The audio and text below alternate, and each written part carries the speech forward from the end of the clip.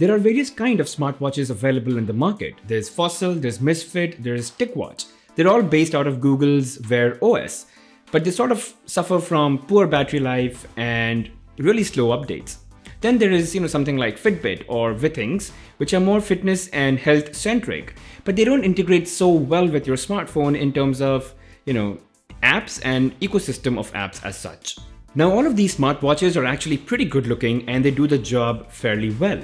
For me personally, however, I think a smartwatch is more like an extension of your smartphone, more like a companion. I should be able to receive notifications and reply to them, set up quick reminders, control music. It should look good, and it should also do the secondary purpose that I feel is secondary, is to be able to track physical and health activities.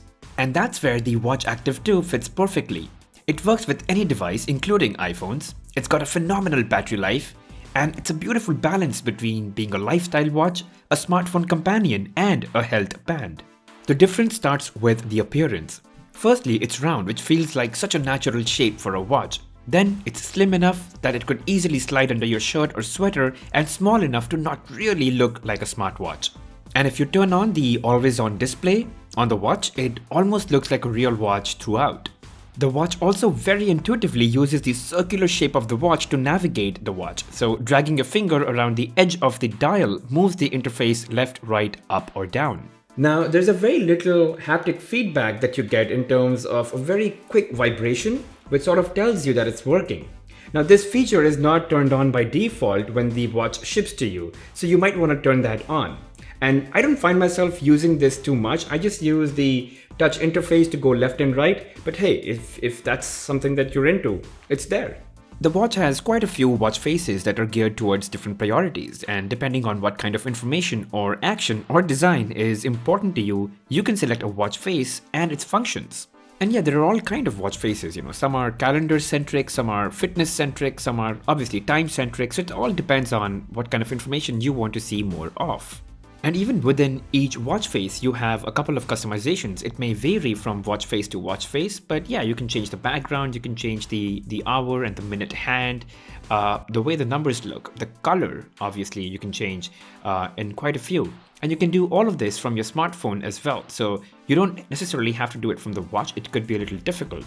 And you can choose your own complication. It could be a timer, it could be the alarm, it could be the number of steps or floors, or pretty much anything actually. Now, while the Watch Active 2 is not targeted specifically at fitness tracking, it does deliver on some of its fitness features as well. Unlike other watches, it does not require you to manually specify when you start a workout. It automatically detects it and starts to log it.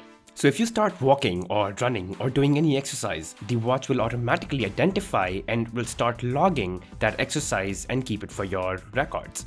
Now, the Active 2 does have a couple of thoughtful prompts inspired by the Apple Watch, like a heart that fills up when you exercise and go about your day. In fact, it sort of goes an extra mile. It does not only tell you that it's time to stand up, it actually detects inactivity and then tells you the activities that you can do to feel a little bit more active. And I love the fact that I can just attend a quick short call without picking up my phone. So, even if I'm not around my phone, I can just pick up a call, have the conversation real quick. And yeah, as long as it's not too loud outside and, you don't mind giving into that privacy, it's absolutely a boon. And it's just so fabulous to have this on your phone. And you can obviously make phone calls directly from the watch too. And this very fact that I can just attend a call or I could reply to a message or to an email, as long as it's short, I think is an amazing feature. I simply love it so much. The other thing that I really like about this smartwatch is that it's so comfortable on my hand. Hell, I could actually sleep with this smartwatch on my hand the entire night, consecutive nights actually, and I could never do that with any smartwatch that I've worn so far. And with that, I'm able to track my sleep on a regular basis. Not that I do anything with that data, but I think it sort of becomes interesting to see how long was I restless during my sleep, how light was my sleep, and when was I really motionless, which must have been like a deep sleep. But yeah, it gets tracked on a daily basis, and then there's weekly averages and all of that. And I can set reminders, I can set my alarms. And it's so much easier to have an alarm on your hand with that vibration, so it's easier to wake up. And of course, it's much easier to snooze this as well. And a big reason why it's so comfortable has to do with the material and the way this is strapped. It's truly like no other watch. Now, one option that you have with the Active 2 is that you can leave your phone behind and go for a run and still be able to listen to music and track your run using GPS.